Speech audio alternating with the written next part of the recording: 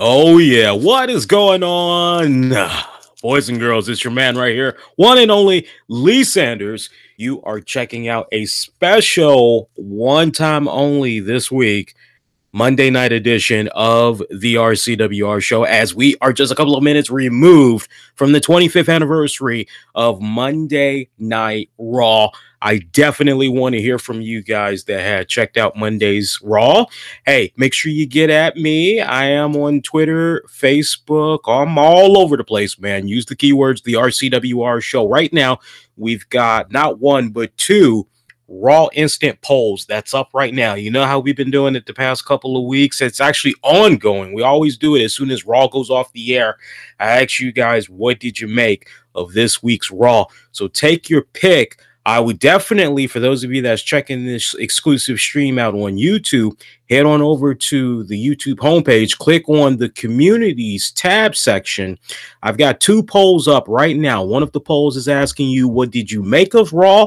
And for a bonus, I guess you could say I'm trying to pick your brains a second go round. So I'm trying to have at y'all again.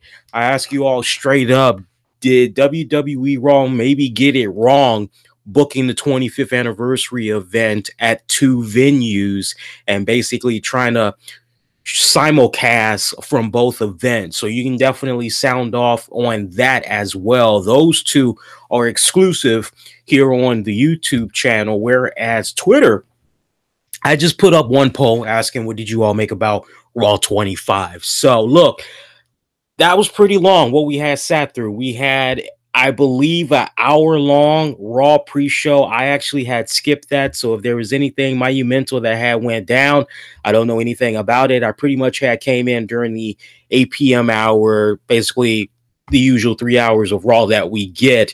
So I'm just going to be talking about the 3 hours, and that's going to be it. So I know there were a lot of you guys, you had heard last week I was going to be doing this. I am looking to have this be about 45 minutes, maybe 50 minutes top. We're going to try to do our best to keep this under an hour. So let's have at it. As always, comment, like, subscribe. I don't have my lower handle this week because something is going on with the Google/ Hangout toolbox. So hopefully Google, YouTube, they get that fixed. Anyway, look, I got to tell you, there was a couple of bright spots with Monday's Raw that I had enjoyed tremendously, but there were a lot of spots that were sour, and in particular that just had me kind of shaking my head and just really feeling for those that were at the Manhattan Center tonight. And hey, before I go any further, special shout out to Ben, who is the founder of Awesome Con. Hopefully, I can have this guy on the show in the very near future. I'd like to have him on the show, talk all things Awesome Con and everything. But anybody that is from the DMV area knows about Ben, all the hard work that he has put into Awesome Con over the years. The card for this year's Awesome Con is just star-studded. I mean, leading the pack, we pretty much got Guardians of the Galaxy. We got Dave Bautista leading the way. And I am looking forward to this year's Awesome Con, let me tell you. But shout out to Ben from Awesome Con, because Ben had a great front row seat, and he actually was in attendance at the Manhattan Center all night tonight, doing a really good job on his Twitter and his Instagram, letting folks know what all was coming about, because he figured a lot of folks was probably going to be seeing a big bulk of content from the Barclays Center. So really appreciated him, as well as everybody else that I actually was kind of taking the time out, exchanging private messages and all that, finding out what you all had made of the experience at the Manhattan Center. I got to tell you, for what we had saw at the Manhattan Center, I like the retro stage design. I love that, taking me back to that first infamous episode of Monday Night Raw. I enjoyed that tremendously. I enjoyed seeing The Undertaker come out. That was a really great spot right there. But I think we all can be in agreement for all the awe and the hype and the buildup that we had heard about Undertaker, and then just take it a step further for all the hype, all the buildup that we heard about Raw 25. My 2 cents from a distance, if you ask me straight up, did it live up to the hype? I would have to say respectfully, no, it did not. It did not live up to the hype. I personally felt that this 25th anniversary of Raw really was just kind of like, hey, remember all of these cool moments? Remember all of these great things that we did over the past 25 years? Yeah, we're going to like build on to that legacy. We're going to continue to add on top of that. And what we got was just kind of like a big old mustered up ball of ass juice and just funk, just butt cheeks funk. It just didn't deliver. I'm sorry. I hate to say that. I hate to say that to you guys, but you all that are longtime listeners that have come across me for so many years, you know I like to keep it honest. I try to keep it insightful. And of course, I try to keep it interactive. Now, look, at the end of the day, I'm not telling you guys that what I'm saying is law. All right. At the end of the day, it's just my opinion. Now, I give you all a very educated opinion. I back up why I feel the way that I do. And I can just, I mean, where do I begin? Just from a booking standpoint, this was just honestly a clusterfuck, quite honestly. Look, I really don't want to come on here, but I got to be honest. So look, let's do it like this. Let's talk about some of the things that had came about. And I was taking notes all throughout the night. I pretty much had took down what all came about from the Barclays Center, what all had came about from the Manhattan Center, which really was not that much. So look, from the Barclays Center in Brooklyn, New York, I thought the opening was rather strong. I love seeing Shane McMahon, Stephanie McMahon. They're pretty much warming up to the crowd, getting them ready. I enjoyed that. Pretty much thanking them, thanking all the people that worked in the back, cameramen, production crew, doing everything that they could for the past 25 years and helping Raw be the flagship show that it's become. Most importantly, thanking the fans, passionately thanking them repeatedly. I loved all of that. Great opener, I would have to say, especially when they got to the part where, hey, this was all the creation of one person that we need to definitely take our hats off to, because without them, without their vision, this like would have never happened whatsoever. We got to give it up to the chairman of the board, chairman of the WWE, Vincent Kennedy McMahon. Great seeing Vince McMahon out there. And is it just me, or like each time I see Vince McMahon, it seems like no matter how much time has passed, for me, within recent years, probably within, I would say, the past 5 years, it's just really been hitting me. Couple of things. One is how long I have been a WWE fan and how I have grown up on Vince McMahon and how I've grown up on Shane and Stephanie, and how we're growing up with regards to Shane McMahon and Stephanie's kids. We're seeing them grow up right before our very eyes. It's just amazing how much time flies by. But I look at all of these things and it's just freestyle thinking. Each time I see Vince McMahon, I'm just reminded how much time has flown by and how I was just 7 years old when I began watching the WWE product. And I am reminded at the same time about Vince McMahon's mortality. Like, sadly, there is going to come that day where he's gone. And I don't like being reminded of that. But like when you see him just come out, especially, like I said, within the past 5 years, as time progresses, you're just kind of going, damn, creeping death, man. I mean, he doesn't look to be, look, health-wise, build-wise, seems like he's got some spring to it, but when you really home in on his face, like maybe that's just because how tireless he is and how he's always getting up at whatever time it is in the morning.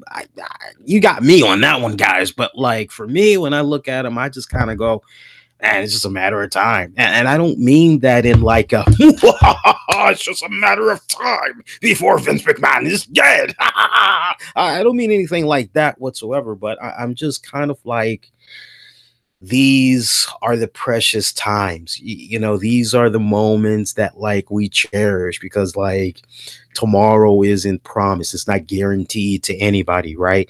And I just kind of always have those mixed emotions when I see Vince come out, when I have been seeing him come out in later years. But great seeing the chairman come out. And I love seeing Stephanie and Shane present that plaque saying how they had did a GoFundMe. And I swear to God, it seems like the writers and Vince McMahon were just waiting for the right angle, the right opportunity to somehow work into a storyline, GoFundMe, because it's like, it just seems so random. Like, I can understand it if like, hey, some of the wrestlers, some of management, some of personnel, they had decided they wanted to get together, put some money together, everybody wanted to come together, bring some money together and get you this really nice plaque. And it was a really nice plaque. But like, to hear that Shane and Stephanie has started up a GoFundMe, it's like, oh, wait a minute now. I'm supposed to buy into this, that Shane and Steph started a GoFundMe for a plaque for Vince McMahon. Like, no, that's just, but I'm like, okay, let me just get lost in the moment. Let me go ahead and get lost in the moment. And yeah, I had a hard time doing that, but I love seeing Vince McMahon cut up on the whole plaque, going, you know what, this is cheap. It's cheap, just like Brooklyn, and just going into heel mode on the Brooklyn crowd. I love that. That was a great spot. And to just see Vince McMahon go back to his stuck up, self-righteous, you know, the Vince McMahon that we're normally used to seeing. I thought that was awesome as well, classic. But you knew something was happening. You knew something was brewing up. And sure enough, if you know history well, cue up Stone Cold Steve Austin. I tell you, this is the stuff that moments, as far as Raw moments go. Stone Cold Steve Austin equals Raw moments. Dwayne The Rock Johnson equals Raw moments. I mean, it's Triple H, Jericho. It's all about moments that fans will be talking about for years to come. And I tell you, seeing Stone Cold Steve Austin come on out there, what is he now, guys? It seems like he's maybe 54, maybe 55. He just comes on out there, phenomenal shape, still looks like he can hang with half the damn roster, quite honestly. Last we saw him, he kind of had a little bit of a gut going on one of his last editions of the Stone Cold podcast. So like, unless you've been checking him out on Broken Skull Ranch Mountain or whatever, that show that he has going on, unless you see that on CMT, you know, you kind of don't know what's been going on with him. Or maybe you've been checking out some of his movies. Like, it's kind of hard for me to keep tabs on Austin like that, except for the podcast. But he looks to be in better shape since last we saw of him on the Stone Cold podcast on the WWE network. He's definitely more slimmed down. Still got the arms. The arms are still huge. Still got the veins in them. Not uttering one word. Just coming in there. Looked like he was getting ready to open a big old fat can of whoop ass. Vince McMahon kind of playing himself down, talking about how he's now in a retirement home and all that. Pretty much passing off his son Shane. Wham, stunner to Shane McMahon.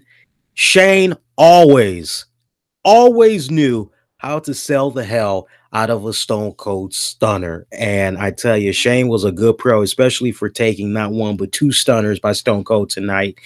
Meanwhile, the chairman still cannot take a stunner if his life depended on him. I mean, Vince McMahon, I would love, and it's probably on YouTube or Daily Motion, but like, I could just picture in my head like a compilation of all the stunners that Vince McMahon has taken over the years, even when he was much younger. And he has never been able to sell the hell out of the Stone Cold stunner. And it's hilarious. What he took tonight was no exception whatsoever.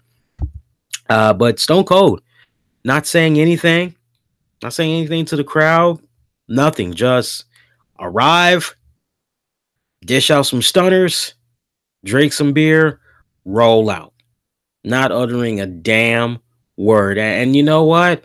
I had no problem with that. Some people may be a little bit on the fence. Some people may be a little bit ticked off that Stone Cold didn't say anything. I was actually okay for that. You know what the man is, you know what he's about. I actually was fine for that, especially given the restraints that we have going on in WWE right now. We can't have like vintage Stone Cold Steve Austin. So I actually was okay with what we had got of Steve Austin for the night. Although I wish some love could have been shown to the Manhattan Center with regards to Stone Cold Steve Austin. I've just begun to scratch the surface about the Manhattan Center, folks. I'm going to be getting to that shortly. Right now, we're talking about everything that came about from the Barclays Center. So as far as matches go, we had Bayley, Asuka, Sasha Banks, Mickie James, Delete. I was about to say Delete. They defeated Alicia Fox, Sonya Deville. Who was the other girl? Nia Jax and Mandy Rose. Interesting note, Michael Cole had made reference to Paige, saying that Paige was out due to a neck injury and that she would not be competing at the Royal Rumble this year. So I thought that was very interesting, a very interesting choice of words, and it could have easily been lost in the shuffle. Now, you guys got to kind of rewind it back a little bit, because remember, we had been hearing rumblings all throughout the wrestling websites left and right that Paige was apparently done with her in-ring career, all this other stuff. And it just made people like give these tributes to Paige. And then you had Paige put up a little black and white image. People are thinking, oh, she's pretty much done right there. But like, we never did get like a definitive statement of some type from the WWE or Paige with regards to her injury. And this was probably like the first time ever publicly that WWE had finally made some type of a reference to an injury that she had sustained a couple of weeks back from the house show that had involved one Sasha Banks. And honestly, a lot of people still pretty pissed off at Sasha. Honestly, freak accident. Nothing different than Seth Rollins' turnbuckle powerbomb to Sting. Accidents happen. It's like no reason to be like, oh, I wish death upon. I'm gonna give you the jinx, man, and you're evil, you're wicked. No reason to do all that silly crap. So I thought it was interesting, the choice of words that we had got from Michael Cole, as he pretty much was saying, Paige, neck injury. She's out right now. She is not going to be in the Royal Rumble. A lot of people were under the impression that maybe Paige was going to make some type of an appearance at the Royal Rumble. Maybe she was going to kind of get physical that way and all that. But like with Michael Cole laying that down, it's like, that's over. You can scratch that. Take that off your list now. You're going to have to go back to the drawing board. So, but interesting choice of words. Like I said, it could have easily been lost in the shuffle if you weren't really paying attention. Some other action we had saw all throughout the night a poker table that was going on with the APA, Million Dollar Man, Rhino, Heath Slater. We saw great little cameos by Vontavious Porter, MVP, Jeff Hardy. We saw Titus O'Neil, the Usos, New Day, Mrs. Tessmacher. No, she wishes she was Mrs. Tessmacher. Of course, I'm talking about Dana Brooke, the statistician. We also oh God, there was like somebody else was there that I missed. I said Heath Slater, I said Rhino. There's a couple other people that were there that I can't really remember right now, but nothing really that was kind of like, oh, hey, it's so really for me, hey, APA, hey, it's freaking Vontavious Porter. Oh, hey, look, Jeff Hardy's making a little bit of a cameo. I mean, that pretty much was it for the poker table.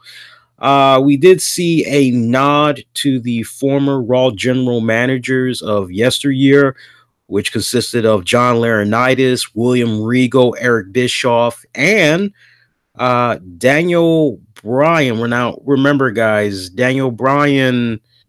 If I'm not mistaken, Daniel Bryan was not a Raw general manager, but they just went on ahead and looked at it as an opportunity to bring Daniel Bryan out in recognition of all the great moments that he had delivered during his tenure on Monday Night Raw. That pretty much is what it was all about. And honestly, I didn't have a problem with that whatsoever. We also had a really cool moment where the women of yesteryear, women wrestlers of yesteryear in the WWE were recognized, and they all had came out. We had saw Kelly.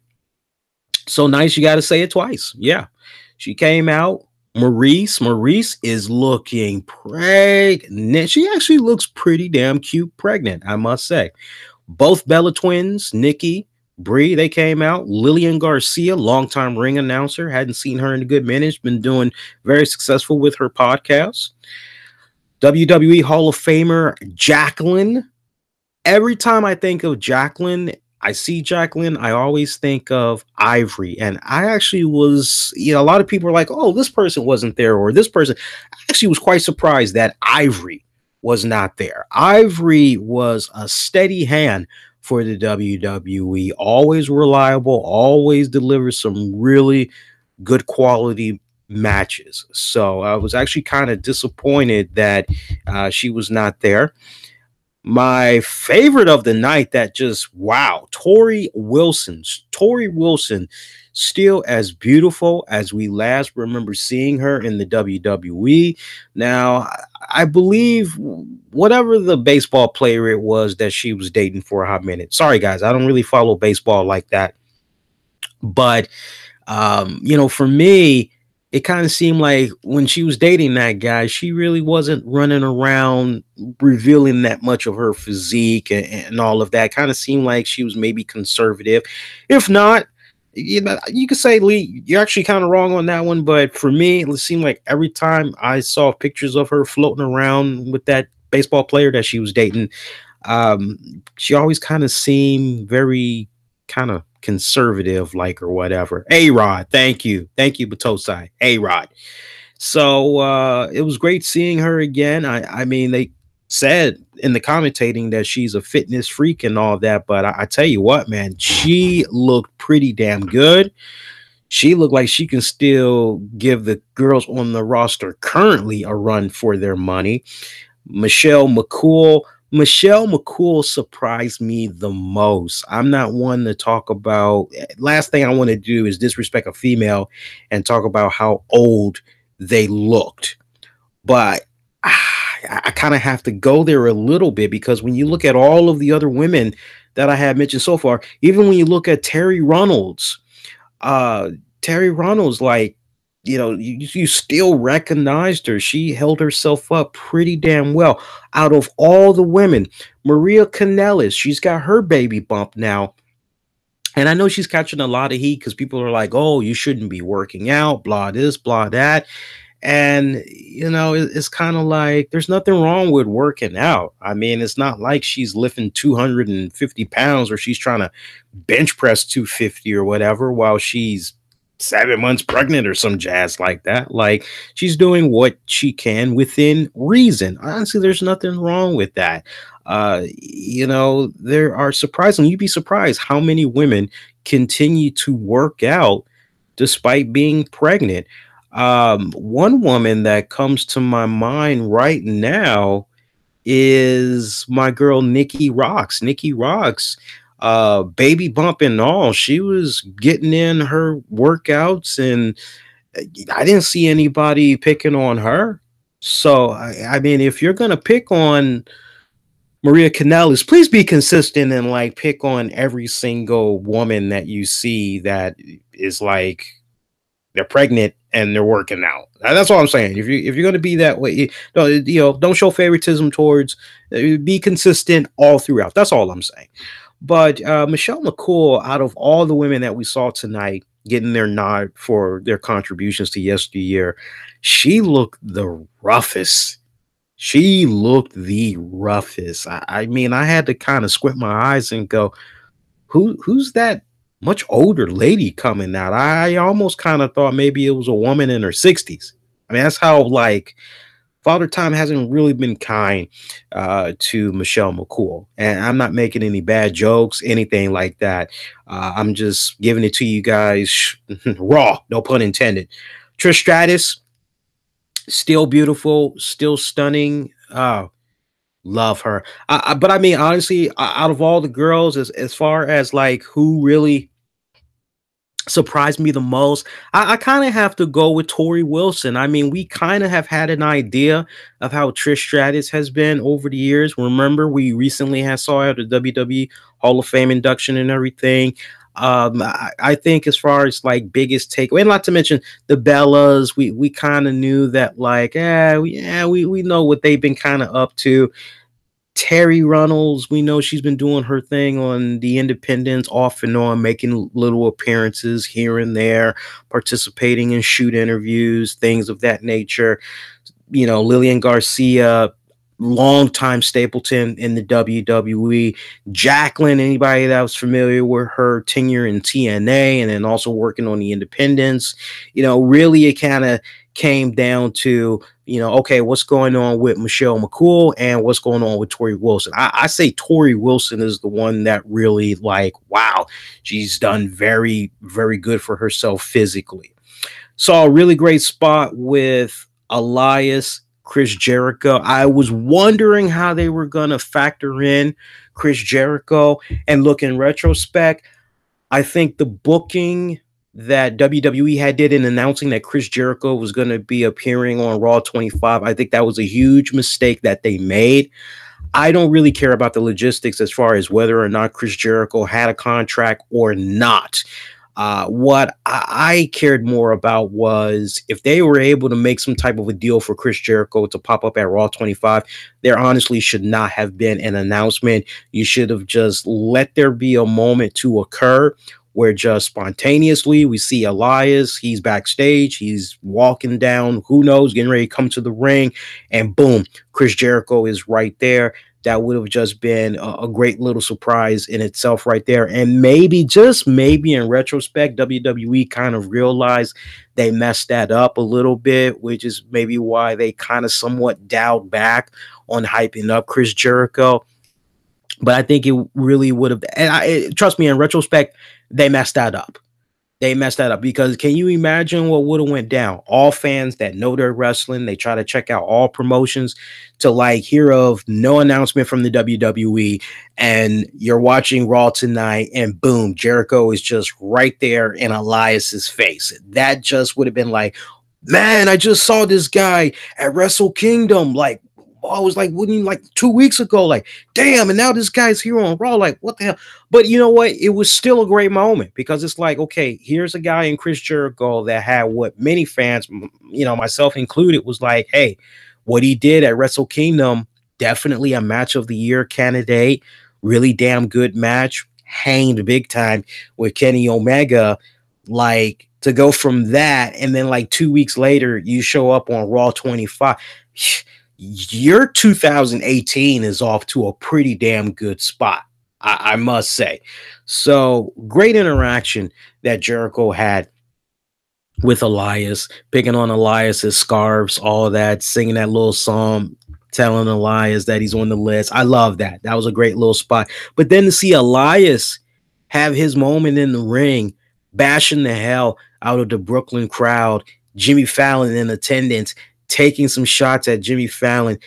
Basically, it all sets up John Cena coming out there and those two guys pretty much picking up right where they left off from Christmas. Because remember, Christmas is when we had last saw these two guys in the ring together. They had a match and all that. So it's nice that we have a continuation from what they did in December tonight that's basically setting up when these two will probably most likely collide at the Royal Rumble this Sunday.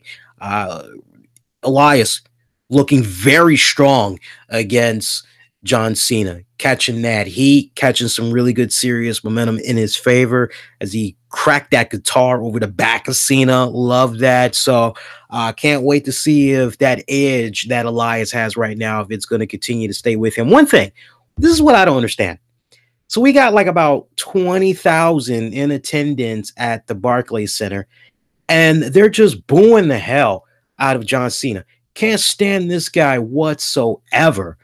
And you've got Elias saying, man, they're not here to see you. They don't care what you got to say. They're here to see me. And you actually got a pretty good vocal amount in attendance cheering in favor of Elias. They loved seeing Elias beat the holy crap out of John Cena. But then the brief moment that John Cena has the upper hand on Elias, remember, we get like almost 20,000 boos for John Cena. But yet we got John Cena, looks like he has the upper hand on Elias, and he's pretty much going, you can't see me. And you've got the fans chanting, you can't see. Wait a minute now.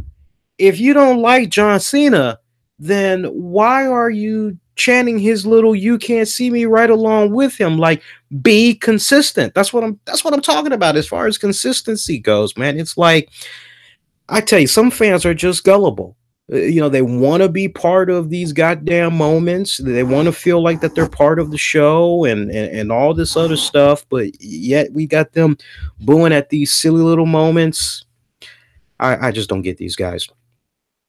Of course, closing out Monday Night Raw, at least for the Barclays Center side of things. Oh, by the way, we also had some pretty nice cameos by Peep Show's Christian. Christian actually had popped up, had a decent segment of the Peep Show. He was interviewing Seth Rollins and Jason Jordan. Jordan trying to get a couple of words in. Fans pretty much booing the hell out of him. See what else we got. We saw Biscuit Butt. That's how I know her name now. Biscuit Butt. Of course, I'm talking about Alexa Bliss. She had a cameo appearance backstage. She actually ran into Charlotte. Charlotte pretty much telling her, hey, look, yeah, you're champion right now, but I'm champion as well. And honestly, if it was a situation where I was over on Raw right now, you wouldn't even be holding on to that title. And that pretty much had prompted her dad to come out. Yeah, Ric Flair making a little bit of a cameo. He's been doing his thing left and right. For those of you that's actually going to be in the Maryland area coming up in February in Joppa, Maryland, Ric Flair is actually going to be at Maryland Championship Pro Wrestling. He's going to be there on Saturday, February the 17th. Great ticket prices for those that's interested in getting some photo ops, getting something autographed by Ric Flair. Four Horsemen is going to be there. Ali is not going to be there, but we're going to get Arn Anderson. We are also going to get Tully Blanchard. We're going to get J.J. Dillon. I want to say maybe Barry Windham is going to be there, but don't quote me on that because I just looked at the poster briefly and I kind of was like, I don't really remember that person. Who's that? And it was kind of like, I want to say maybe it was Barry Windham. I'm not really sure. Don't quote me on that. But I know for a fact Ali is not going to be there because a lot of fans on the in some of the forums I have visited, they were kind of pissed off that Oli wasn't going to be there. But Saturday, February the 17th, they're going to be there for a photo op with Ric Flair. I think it's like $100. If you want to get his autograph, I think it's like maybe the same amount. To get a photo op autograph with the Four Horsemen, it's like $200 or $250. So pretty good affordable prices, quite honestly. Rick looking pretty damn good though, man. Really loved it. Rick looking really damn good. Other spots that we had got closing out the show from the Barclays Center. We pretty much saw Braun Strowman, Brock Lesnar, Kane. They pretty much had got into their big old brawl. So much testosterone. Like, honestly, the guys that were surrounding the ring that were supposed to act like freaking enforcers, if you want to call it that, they really didn't do jack squat. Quite honestly, Braun Strowman just kicking back, looking dominating, looking very strong to pretty much close out Raw from the Barclays Center. It was okay. It was a nice little decent go home. So can we now talk about what went down at the Barclays Center? or correction, from the Manhattan Center. Let's talk about the Manhattan Center. So if you kept track just now, oh, by the way, go back to Brooklyn one more time. We also had some cameos. It was all crammed into a segment like many of us had predicted.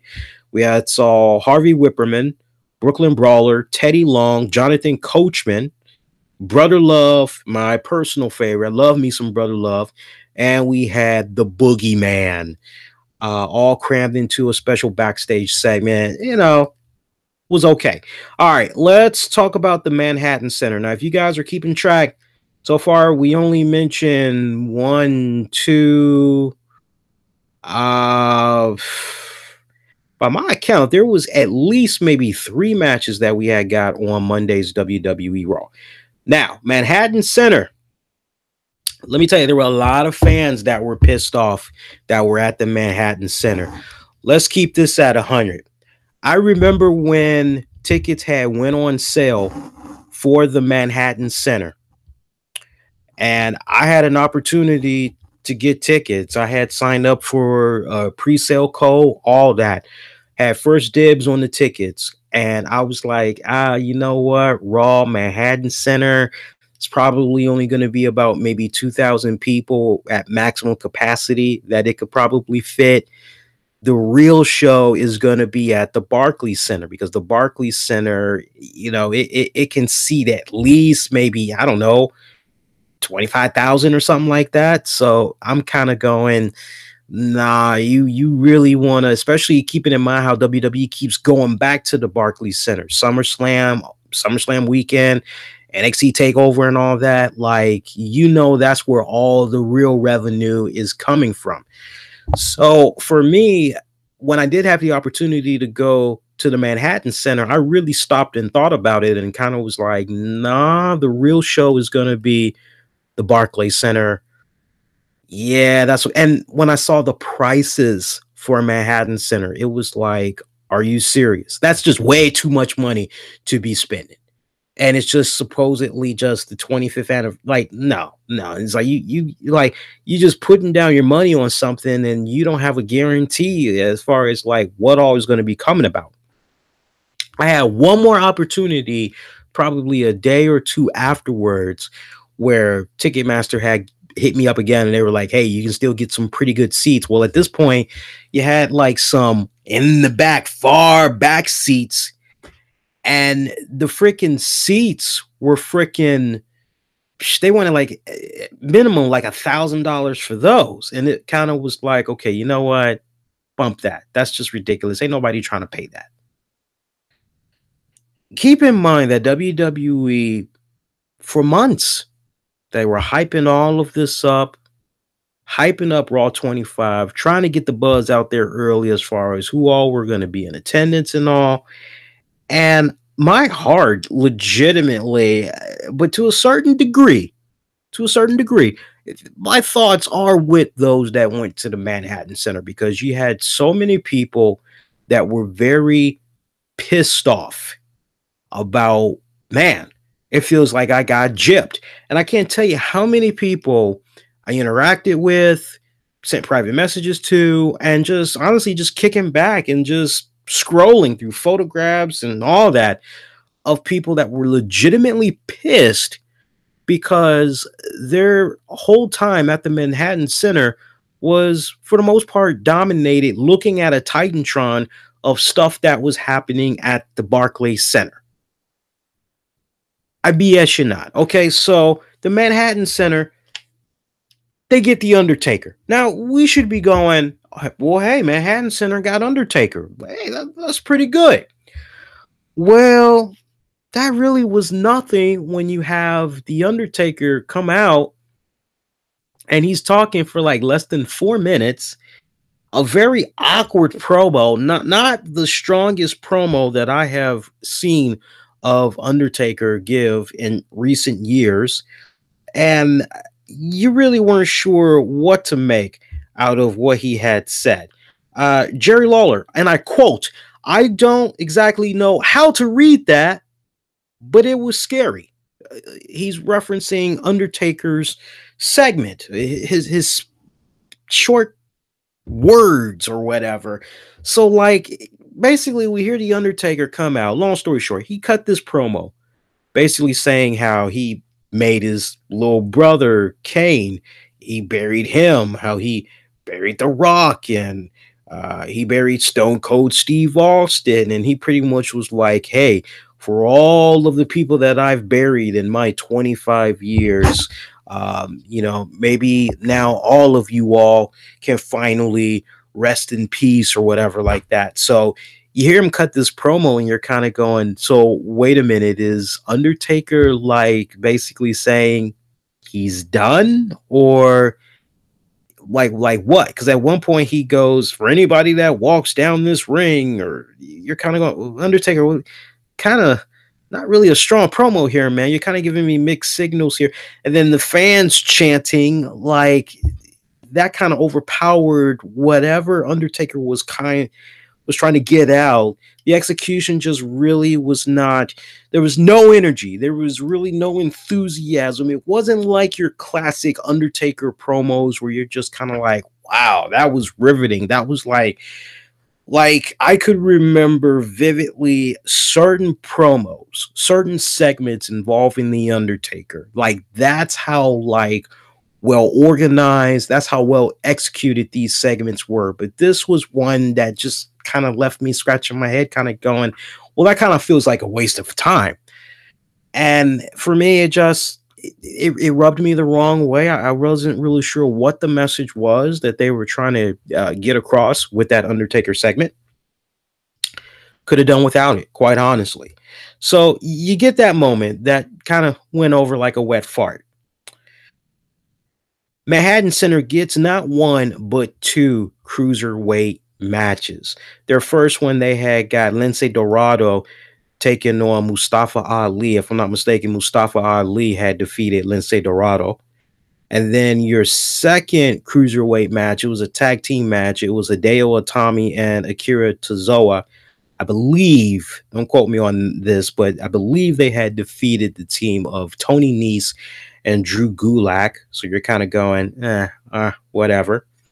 You get like a 5-minute, if you're lucky, match between Bray Wyatt, Matt Hardy, Bray Wyatt defeating Matt Hardy. And the way he was defeated, it's kind of like, so is this feud over? Because it was just like clean in the middle of the ring, no shenanigans, not winning by crook, nothing like that. Jeff Hardy had made a cameo afterwards and started singing the whole obsolete. So I'm not sure if that's a taste of things to come or what. But yeah, so you had 3 matches up to that point. Rumblings were that maybe there was a 4th match after Raw had went off the air. No, instead Seth Rollins had did a curb stomp or something like that. I'm actually just kind of going back one more time. Bear with me a second here, guys. Yeah, supposedly there was rumblings that maybe there was going to be a dark match, Miz taking on Seth Rollins. No, but Seth Rollins apparently did curb stomp, or as he's now calling the finisher, the blackout. He did the blackout on the Miz apparently, and that pretty much was the end of that. All right, so you basically had got 3 matches at the Manhattan Center. And pretty much, I called it on Twitter. I said, look, we're supposed to get DX. Makes a lot of sense to give the Manhattan Center DX because that crowd over there, you can see the videos for yourself. There's videos where the fans are chanting bullshit. I think the correct chant that they should have been giving is refund. DX, was it enough? Not really. In my estimation, no. It'd be one thing if, my God, we haven't gotten DX since, but DX over the years, they have stayed reuniting. They have stayed doing some really cool stuff for people. By no means did this live up to the expectations that I had. Remember one of the ideas that I had, which was, actually, I'll get to that in a second. Let's talk about DX. All right, so we had Shawn Michaels, we had Triple H. Okay, great. Shawn Michaels doing the same tired shtick where he's running around Triple H, wheezing and all that because he's getting old. I get it. I get it. Great seeing Chico, Razor Ramon, Scott Hall. He looked pretty phenomenal.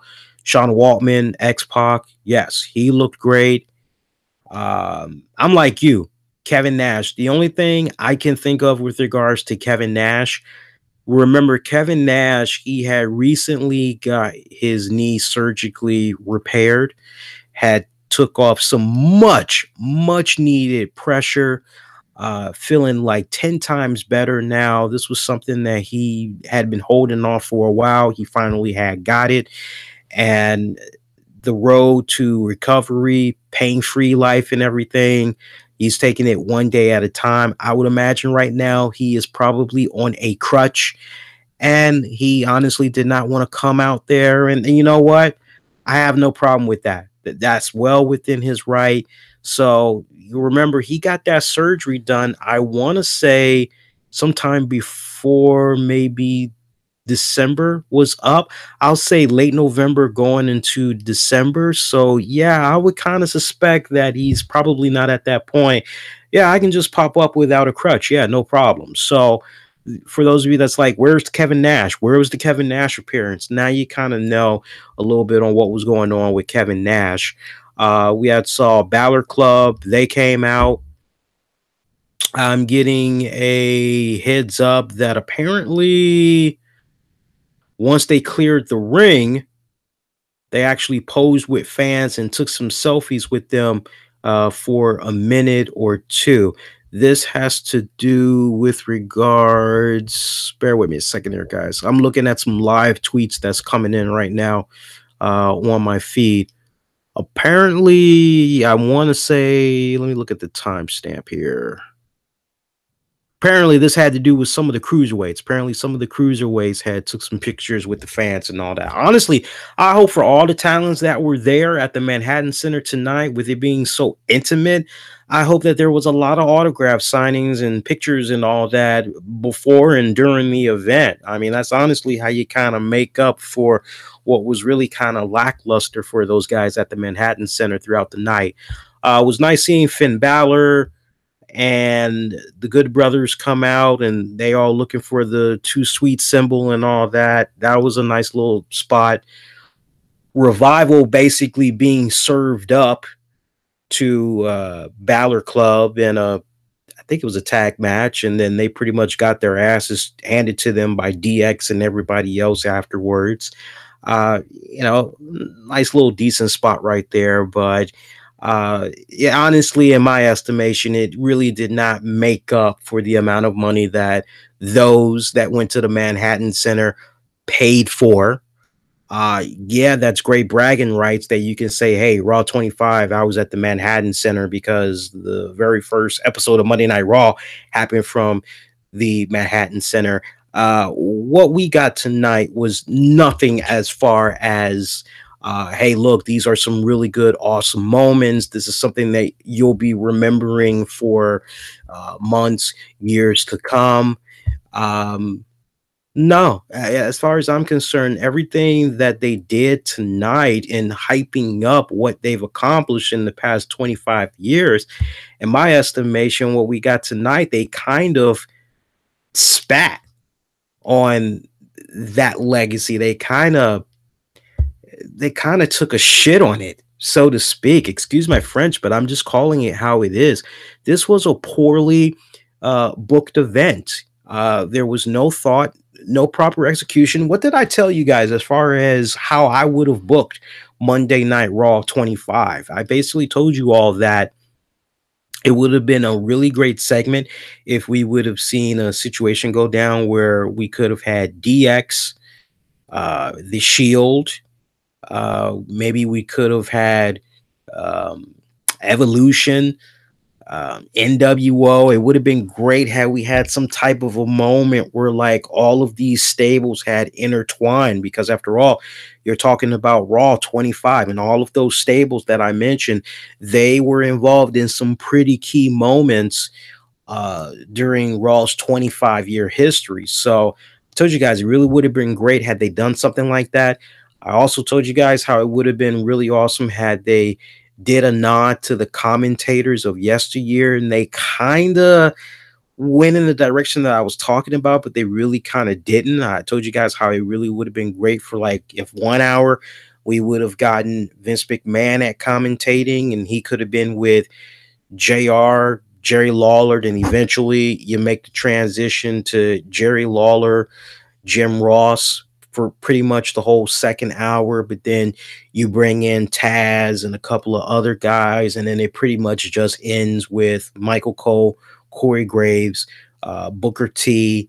The matches that we had got tonight definitely did not live up to complement all of those great memories that we were constantly reminded about throughout the night. We had saw what, guys, two, maybe three pictorial mentions of CM Punk. One of them was a verbal joint with him saying pipe bomb. I thought that was nice that they went on ahead and acknowledged that. Um, but it just felt so flat on so many levels. I think if you and me were to sit down and really try to come up with a really, like, better way that this show should have been executed, we all would have been hitting home runs left and right. Kind of brings up a very interesting question right now, which is, should WWE had gone on ahead and booked the show at two venues, or should they have stuck to one venue? So let's go to the communities tab right now and see how the votes are for what we got right now. Remember, all you got to do is go on over to the community tab on the YouTube channel and you can cast your vote. And so far, we've got 44% of you that are saying that WWE should have stuck to one venue. And in this case, a lot of you guys are saying they honestly should have stuck to the Manhattan Center as opposed to the Barclays Center. Barclays Center right now is at 26%. I do see that there are 30% of you all that, because we put this other option in here as well, which is both, but more well thought out, booked better with solid matches. 30% of you are leaning towards that direction again, as well. So again, 26% of you felt it should have just been at the Barclays Center. 30% of you so far feel that it should have been both, but more well thought out, booked better with solid matches, and slightly taking the lead with 44% is those of you that said straight up, no, they should have done it at the Manhattan Center.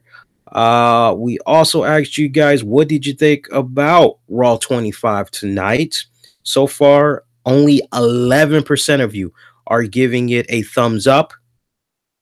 32% of you are giving it a thumbs down.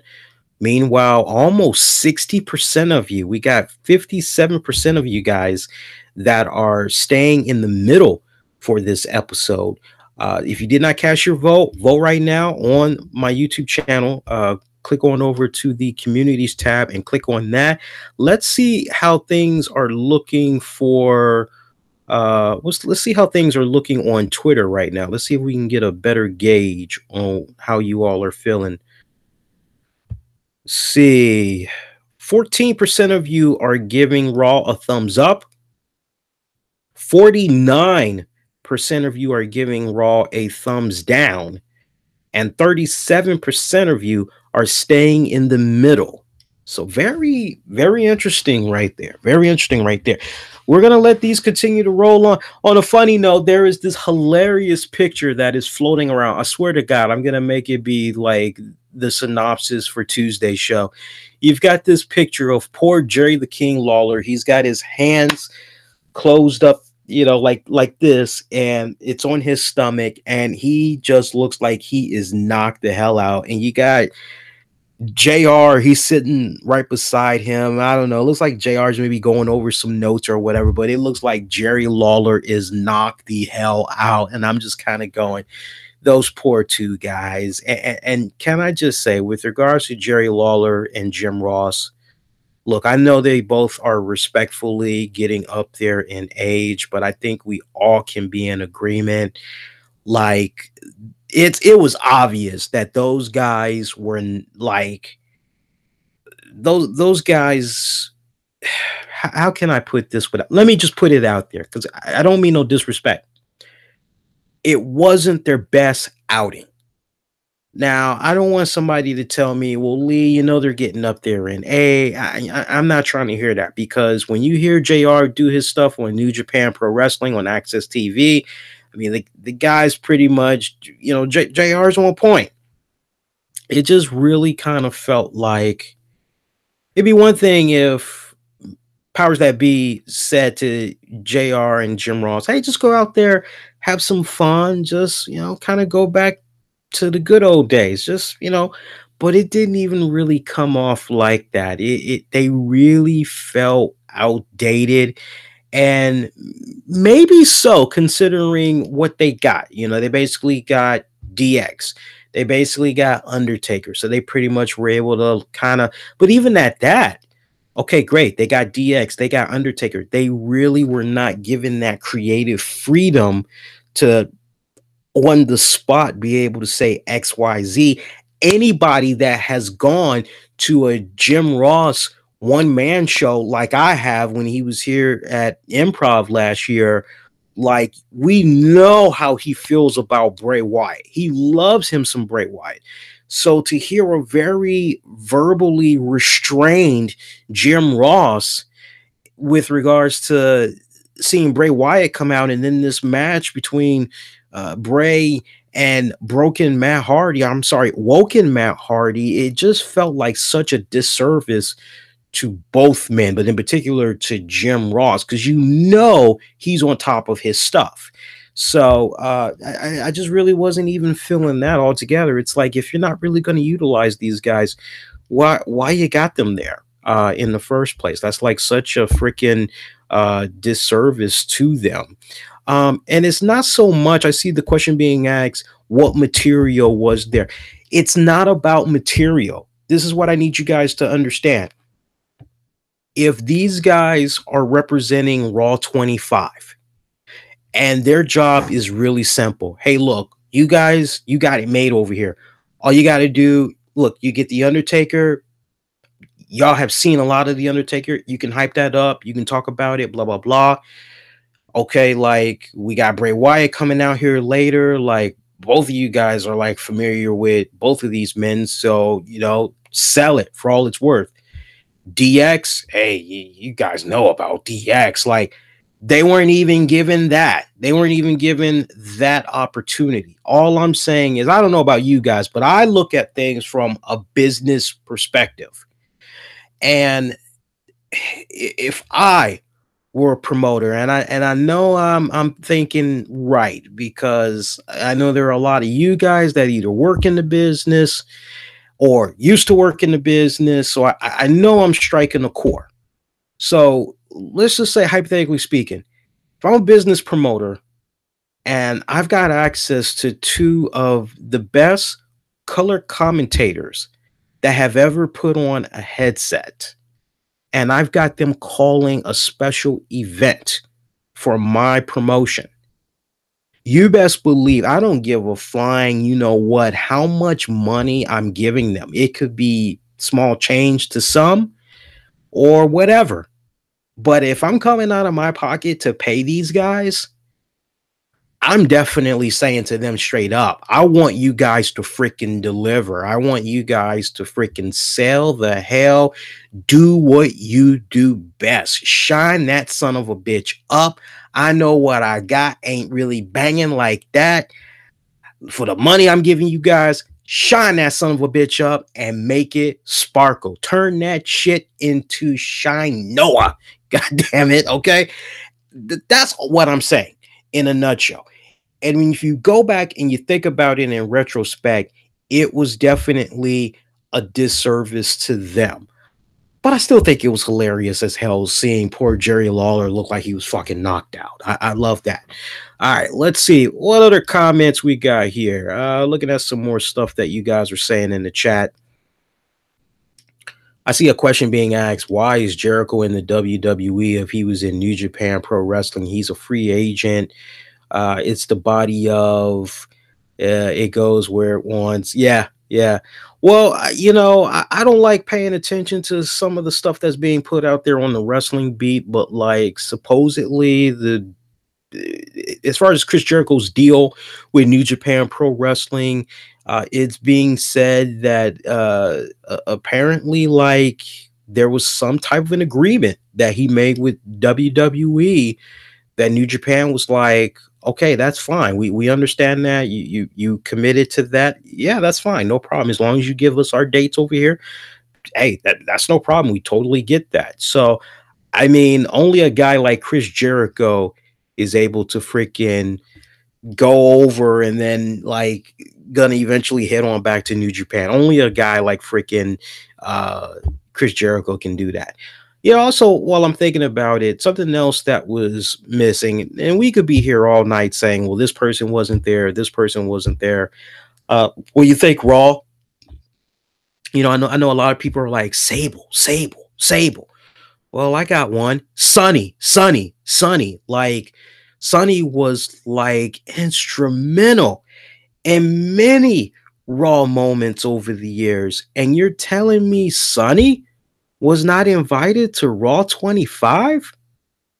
And I'm friends with Sonny on Facebook, so I'm very curious, and I already know. I don't even have to ask. I already know there's going to be a lot of people that's going to be like, "Sonny, what's up? Why weren't you at Raw 25? Did they even extend you an invitation? Like, what's the deal?" And I'm sure before Wednesday, we're going to be able to find out that apparently, if I were a betting man, I have a feeling that a invitation was not given to Sonny.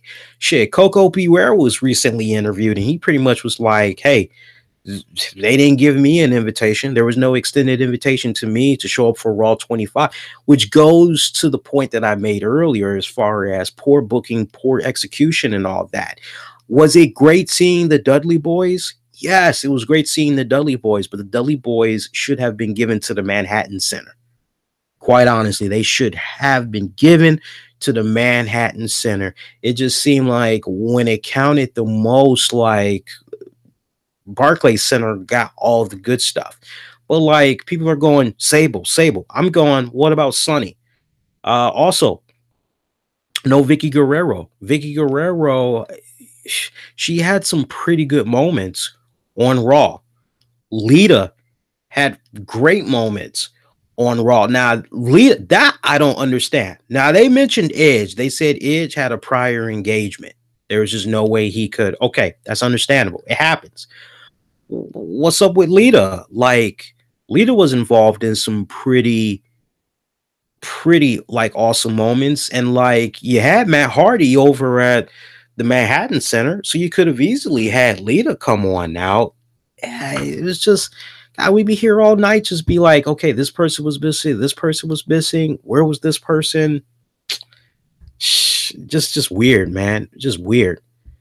And please don't tell me about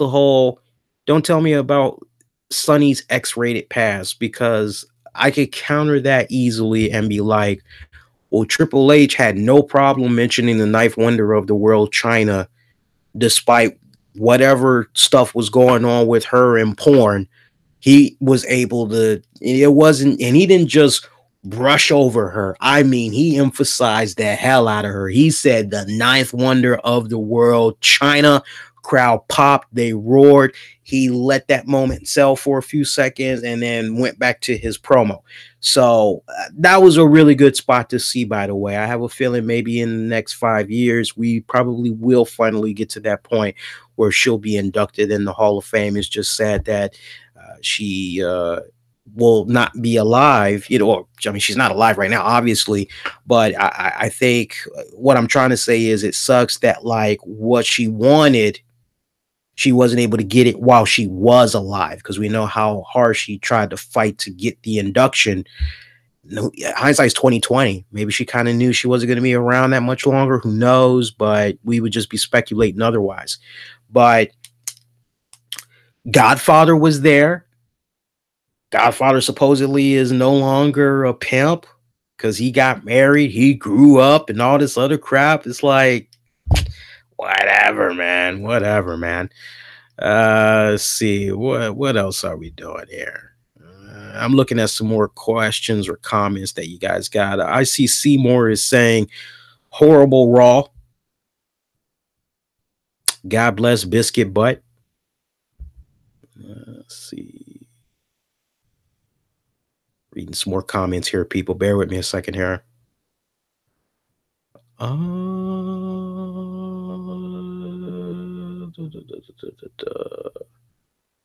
Tori. Yes, I agree with Austin. Tori Wilson, she looked fantastic, man. She looked freaking fantastic. Let's see. At this point, guys, I'm hoping SmackDown has a home run show. I really, really am. A lot of people are saying Hulk Hogan. You know, where was the Hulkster? You guys got to remember two things about the Hulkster. I'll touch upon the Hulkster, and I'll remind you guys about the poll one more time. Make sure you give me those thumbs up. Leave those comments as well. With regards to the Hulkster not being at Raw, two things that you guys got to remember. The first one, his past isn't exactly behind him just yet with regards to that whole crap that went down with Gawker. Last I had heard, there is somebody else that he's trying to sue. I'll dig up the information on that and we all can refresh our memories together because I'm actually going to be doing a Tuesday night edition of the RCWR show. Y'all will be able to catch it. It will be a simulcast here and also live on Spreaker. That'll be after SmackDown goes off the air Tuesday night. But I'm pretty sure that Hogan is, from what I remember, he's tied up in some other stuff right now. And understand it from WWE's standpoint, which is, okay, well, my God, if this guy is going to be tied up with more litigation and like it's possible that there could be a couple of more headlines, then like we kind of want to make sure that like this is definitely in the rear view mirror. When we do get ready to do business with the Hulkster again, we want for all of this stuff that he's got going on right now to be in the rear view mirror. And if you ask me straight up, do I believe in my heart of hearts the Hulkster will be back in the WWE? Yeah, I do. I think enough time has passed. I think that anybody that may have been offended by some of the things that they heard him say, they say time heals, old wounds and all that. And I think that there's still a lot of healing that needs to go on. I still feel in my heart of hearts the Hulkster is not racist. I've never felt that way. I remember when I have first reacted to the news. I think it was actually me and Tammy that did a tag team talking about the Hulkster news. And I still feel in my heart of hearts that the Hulkster is not racist in any type of way. I do believe him when he said that, when he was growing up, that's just how in the neighborhood that he grew up in, as he was coming up. I do believe that's how he legitimately had interacted with people.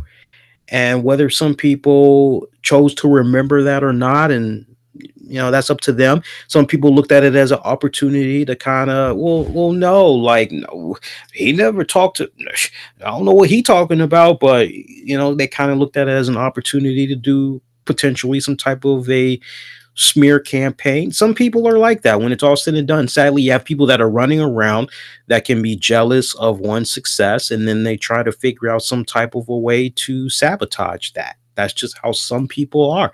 It's the name of the game. Some people, rather than say, my God, I want what you got, give me the keys to success and how I can be successful in my life, they try to figure out ways to bring that individual down to their level. So I think when it's all said and done, once the Hulkster is able to put this final round of litigation going on, then he'll be back in the WWE. If you ask me, like, what's the worst case scenario when he'll be back? If I could have it my way, I would love to see the Hulkster back the night after WrestleMania um, this year. But long term, I'm kind of under the impression that possibly maybe around SummerSlam this year, maybe the Hulkster will be back by then. I mean, we'll just have to wait and see. But that's my wishful thinking right now. Like, you know, if you put me up against the wall and be like, pick a year, I have a feeling before 2018 is up, we're going to see the Hulkster in the WWE again. So, like I said, I'm kind of getting the vibe, if not the night after WrestleMania, before or by SummerSlam, we'll probably see the Hulkster again. That's if he's able to get all the legal stuff, you know, officially past him. Let's see. Other than that, let's see what else we got. Yeah, I see a main theme going on. A lot of people are like, "Hey, what we have for nostalgia and all that tonight was great, but you know, it didn't live up to the hype." I see a lot of that's going on right now. One more time, let's go to the polls here. All right, so we are still at 37% on Twitter for how you guys had rated Monday Night Raw. And let's go over to the community section one more time via YouTube, and let's see what you guys had commented. All right, so we got a couple of more votes that came in. So far, 25% of you are feeling that WWE should have stayed just at the Barclays Center for tonight. 28% of you, so it's almost a tie right here. 28% of you felt that they should have done both venues, but it should have been more thought out, booked better with solid matches. And taking the lead, Manhattan Center, 47%. Those of you feel they should have just stuck to the Manhattan Center. And for Raw 25 overall, we have 12% of you that are giving it a thumbs up. 32% of you are giving it a thumbs down, and 56% of you are staying in the middle. I got a few more votes on that since it came in. If you didn't cast your vote yet, cast your vote. Join me Tuesday night for an all-new RCWR show. It's going to be a very interesting one. We got to talk about what had went down with Enzo Amore, who has been indefinitely suspended by the WWE in recent light of some allegations that came his way by a supposed rape victim. We'll dive into that. Also, pretty much Raw afterthoughts.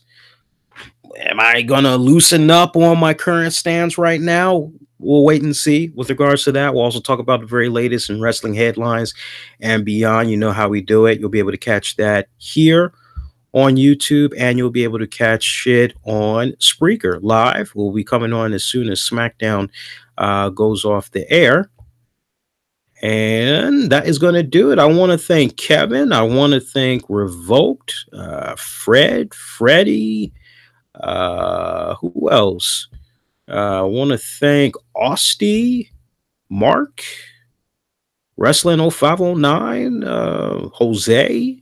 Boatload of people. Appreciate Ben from Awesome Con. Ben for providing everybody with the cool updates on Raw from Manhattan. And if I forgot you, don't take it personal. I thank you as well for staying up this late night. Make sure you give me those thumbs up. If you're new, make sure you hit the subscribe button so you never miss out.